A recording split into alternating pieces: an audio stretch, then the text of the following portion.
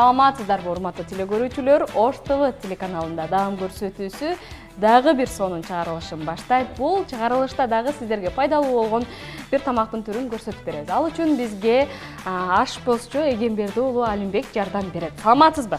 Саламатсыздарбы? Кандай сиздин соңуктарыңыз жакшыбы? Жакшы. Негизи биздин даам көрсөтүүсү жөнүндө бир сыйра айта кетейин сизге. Бул көрсөтүү аркылуу биз жалпы эле айымдарга өзгөчө сонун болгон рецепттерди үйрөтүп келатабыз. Демек, бул үйдө жасалбаган өзгөчө бир тамак болушу керек. Же болбосо жөнөкөй эле тамактын жасалуу ыкмасын көрсөтүп беришибиз керек. Бүгүнкү чыгарылышта биз кандай тамактын түрүн көрсөтүп бере алабыз? Бүгүнкү чыгарылышта биз эртеңки тамактын 2 түрүн көрсөтөбүз. Бул тамактар өтө витаминге жана клетчаткага жана белокко бай болгон. Күн целый день айтканда күнү бою курсагыңызды ток алып жүргөн тамактар жасайбыз. Бизге керектелчү азыктар жумуртка, андан соң помидор, бадыраң, бул жакта сосиска, бул жерде нан, батон, наны, и бул жакта салатные листья, салат чылбырактары, андан соң сметана и фасоль красный. Бул азыктар ар бир эле айымдын үйүндө, ар бир эле үйдө табылат сөзсүз түрдө. Жөнөкөй эле азыктар экен. 4 же 5 эле азык керектелет экен. Биринчи эмнеден баштайбыз? Биринчи биздин наныбызды сковородкага салып, эки тарабын кууруп алабыз, кызартып.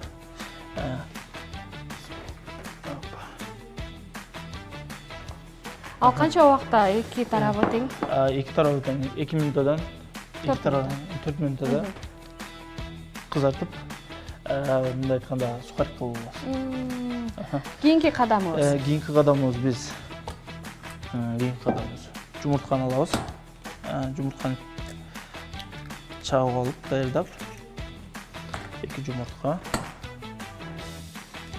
Айтыңызчы, канча жылдан бери ашпозчулук менен алектенип келатасыз?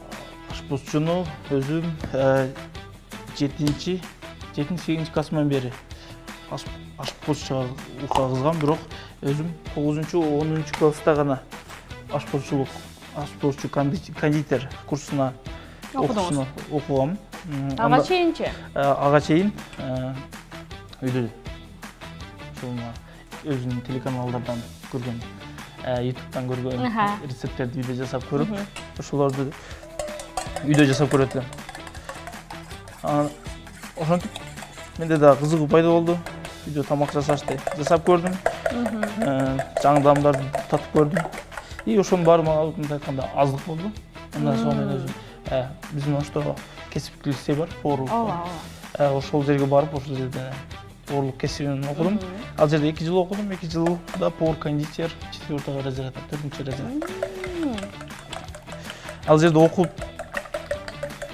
биринчи курсту бүткөндөн кийин бизди президентский резиденцияга, Оштогу президентский резиденцияга чет элден келген биздин өкүл башчылар келгенде делегацияларды тосуп алып, ошолорго тамак кылып берип, ошол жерде иштеп жүрдүм. Абдан жакшы. Азыр айта кетели, биз жумурткага сметананы кошуп алдык, Сметана коштук. Жөн эле бир эле аш кашык кошулат, эки жумурткага. Кошобуз и буну бизсе жакшылап аралаштырабыз. Чайып аралаштырып алабыз. Чтобы бир суюктук, бир бардыгы бир калыпта чыгыш үчүн. Бир калыпта чыгыш үчүн. Ошентип эмгек жолуңуз башталды. Ошондо 13 жылдан бери ашпозчулук менен алектенип келатасыз. Тажап калбадыңызбы? Ошол ашканада дээрлик тамак аштын түрүн жасап жүрүп. Ушул суроону мага көп беришет. Эсептегенде ашканада эсептегенде постоянно бир окшош күндөр, окшош жумуштар. Бул жерде эгер адам өзүнүн кесибин жакшы көрүп, сүйүп, тандай турган болсо, ал нерседен адам тажабайт. Эсептегенде сен өзүң ар күнү ар кыл жаңы нерселерди ачкан аракет кыласың, болуп көрөсүң, интернеттен көрүп каласың, соц тармактардан көрөсүң бир нерсени, ошону жасап көрөйүн, өзүбүзгө ылайыктуу варианттарын кылып көрөйүн деп ар тараптан изденүүлөр болот. Биздин наныбызды аңтарып алабыз. Демек, канча түрдүү тамактын жасалуу ыкмасын билесиз? мындай айтыш өтө кыйын. Себебинде буну эсептеп отурган эмесмин. И мен сонун бир тамакты көрсөм, ошону жасап кетерим. Кетерсиз. Эч кандай татаалдык жок. Татаалдык жок. Эгер менде ошол продукттан, азыктардан возможность болсо, мен ал тамакты жасап кетерим. И эгер бизде жок азык болсо, мен ошону өзүбүздө бар нерсеге альтернатива кылып абдан жакшы жашаганга аракет кылам. Эми кийинки кадамыбыз? Кийинки кадамыбыз биз наныбыз курууга чейин бул жака өзүбүздүн помидорлорду мисалы үчүн ушундай эле эртең мененки тамактарды бизде көбүнчөсү кафе ресторандардан кылышат. Демек, өзгөчөлүк киргизип, дал ушундай таңкы тамактарды үй шартында өзүбүздүн үй бүлө мүчөлөрүнө деле кооздоп жасап берсек болот. Болот. Албетте, себебинде бул азыктар өтө бизде бардык кожекенин үйүндө бар. И буларды жасаш өтө оңой. Ресторан кафелерде в основном тамактарды көпчүлүк элге берген үчүн, көпчүлүк адамды тейлеген үчүн мүмкүн болушунча буну жеңилдетишет. Чтобы ал жерде 1000 адамды күнүнө тейлеш керек. 1000 адамды кухняга кирсең 6-7 повар жүргөн. Тейлеш үчүн, Тейлеш үчүн. Биз тарелканы даярдап алдык. Андан соң биздин салат жалбырактарын жөнөкөй эле 3 борчту кылып даярдадык. Кесип алдык помидорлорду. Ал эми бадыраңды жөнөкөй эле. Андан соң андан кийинки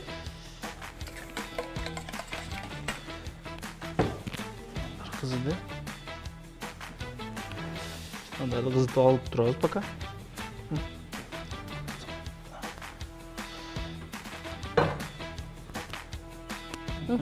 Кийинки этап. Кийинки этап. Кызган сковородкага майдан коюп, андан соң майды кызытып алабыз. Май көз өлчөмдө эле болуш керекпи? Бир сковородкага бир сыйра жеткенче эле болобу? Кандай болот? Бул жерде майды эмнеде? Майды аз кошкон өтө жакшы. Аз гана болгон жакшы. Себебинде эгер үйдө жабышпай турган сковородкаларыңыз болсо, ага минимальный азыраак май куйган жакшы. Себебинде бул май баягы эле холестерин. Эмне үчүн эртең мененки тамакка сөзсүз түрдө көп жакта сунушталган жумуртка? Жумуртка бул белокко өтө бай и адам ашказанында көп турат, чтобы курсакты ток алып жүрүш үчүн. Кийинки биздин эмес бул жака кызып турган жасай турганыбыз бул сковородкага чайылган жумурткабызды кошо алабыз. Баарында бир? Баарын кошо алабыз.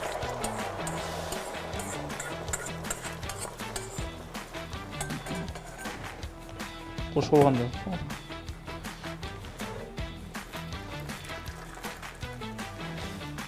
ар тарабына аралаштырып. Буда эч кандай формат чыгышы шарт эмеспи? Буну биз азыр оройбуз. Буну омлет катары кылып. Омлет катары кылып толуктап алабыз. Акырында биз буну толук кылып ороп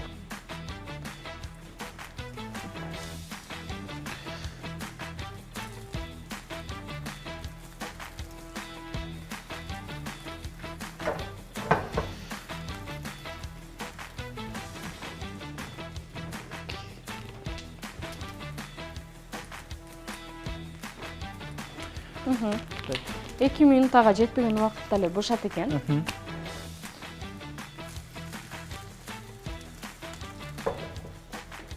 Сөз түрдө биз баарыңыздарга сунуштайбыз.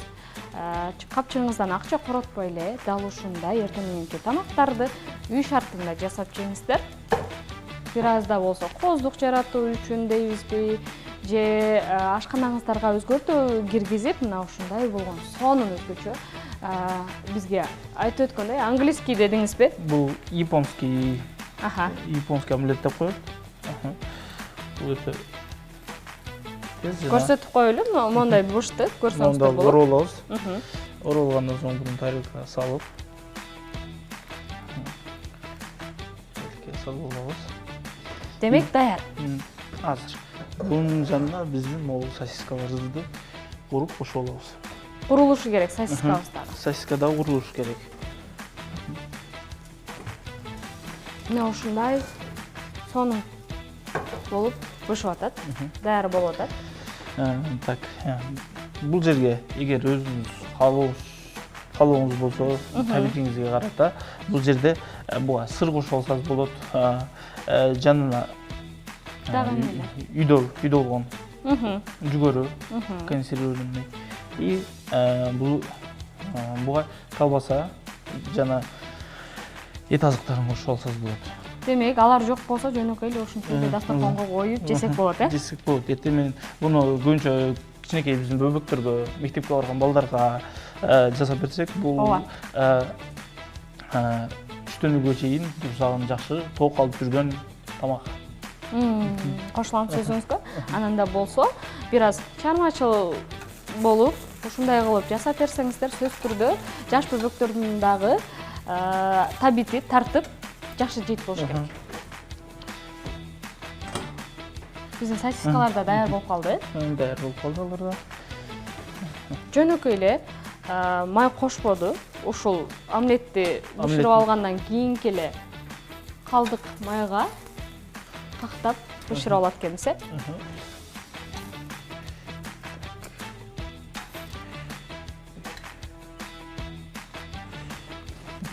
Демек, биздин японский омлетибиз даяр болду. кийинки түрү. Ушул эле кызып аткан сковородкага биз жумуртканы куруп алабыз. Жумуртканы бунусунда куруйт экенбиз. Жумуртканы куруйбуз.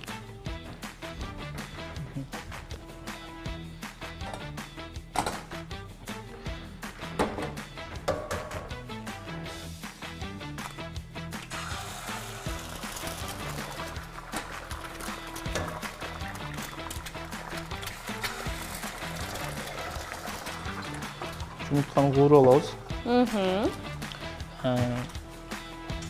Туз жана перс кошобуз. Татымына жараша. Татымына жараша. Табитиңерге жараша. Эгер мүмкүн болушунча тузду өтө аз колдонгон жакшы. Бериңиз, мен жардам берип турайын. Өтө аз колдонгон жакшы. Сметана бул жака керектелеби, Бул жака керектелбейт. Керектелбейт. Биз эртең мененки тамактын экинчи түрүнө болгон жумуртка, бул жакта помидор, бадыраң, сосиска жанагындай эле, анан нандын батон түрү керектелет экен. Батондун эки жагын кызартып даярдап алабыз. Ооба. Батондун эки жагын биз жана бышырып алганбыз, кактап 2 минуттан 4 минут аралыгында. Сухарики окшотуп,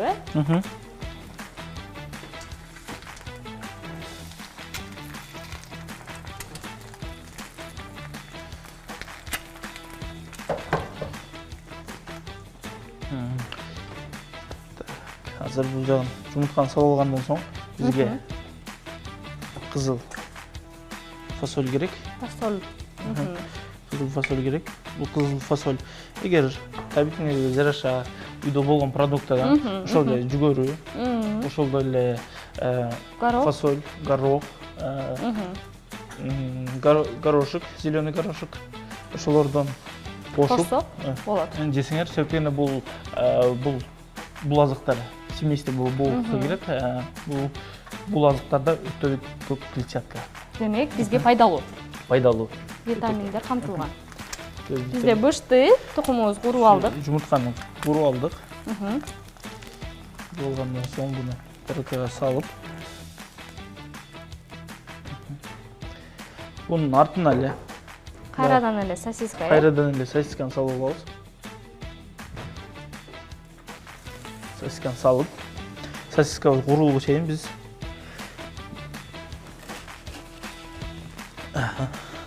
наныбызды тең ортосунан бөлүп, кооздоп, андан соң баягындай эле кылып помидор огурцени кооздоо үчүн помидор кооздоо үчүн бадыраң керектелет экен. кооздоо үчүн дагы и салат катары Эртең менен эртең мененкиге.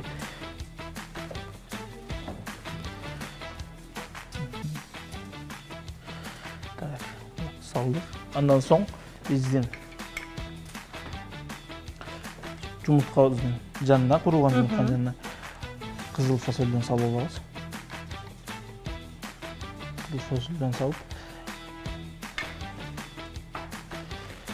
даярдайбыз. Андан соң курулган биздин сосискабыз курулуп бүткөндөн соң толуктайт экенбиз. Демек биздин эртең мененки тамагыбыз даяр болот. Биздин сосискабыз да даяр болуп калды окшойт. Биздин сосискабыз даяр болду. Буну да эки тарабын жактан кызартып бышырып алгандан соң тарелкага коебуз. И булардын үстүнө биз өзүбүздө болгон жашылча жүптөрүбүздү кошсок болот. Көкчөктөрдүн түрүн кошуп койсок болот экен. Биздин азыктар даяр болду. Бул английский завтрак. Бул японский омлет сосискасы менен. Кайсысына табитиңиздер тартса, жөп-жөнөкөй үйдө жасап алсаңыздар болот экен. Демек, биз бүгүнкү берүүдө мына ушундай эки түрдүү эртең мененки тамакты көрсөтүп бердик. Бирин сиз колуңузга алып алсаңыз болот. Сөзсүз түрдө муну сиздерге да сунуштайбыз, урматтуу телекөрүүчүлөр, көрөрмандарыбыз. Айымдарга өзгөчө сунуштап кетебиз, себеби мына ушундай болгон өзгөчөлүк киргизип кухняңыздарда эртең мененки тамактарды даярдап алсаңыздар болот экен. Биздин жалпы телекөрүүчүлөргө кайрылуучу сөзүңүз болсо, сөзсүз түрдө айта кетиңиз. Кайрылуучу сөзүм бул тамагыңыздар таттуу болсун. Жаңы тамактарды, даамдарды көрүңүздөр. Эгер жаңы даамдарды көргүңүз келсе, биздин эфирибизди көрүп туруңуздар. Ооба, сөзсүз түрдө биздин эфирден эч кайда алыстабай, дайыма бизди колдоп туруңуздар. Биздин эфирибиз бир гана теле жаатында эмес, интернет тармактарынан бардык тармактан тапсаңыздар болот. Жана YouTube каналыбыздан да көрө аласыздар. Ал үчүн биз сизге ыраазычылык билдиребиз. Алымбек мырзага чоң ыраазычылык билдирип, бүгүнкү берүүбүздү жыйынтыктайбыз. Демек, баарыңыздарга жагымдуу маанай, көңүлдүү кеч каалап, даам көрсөтүүсү өз чыгарылышын аяктайт. Саламатта калыңыздар. Саламатта калыңыздар.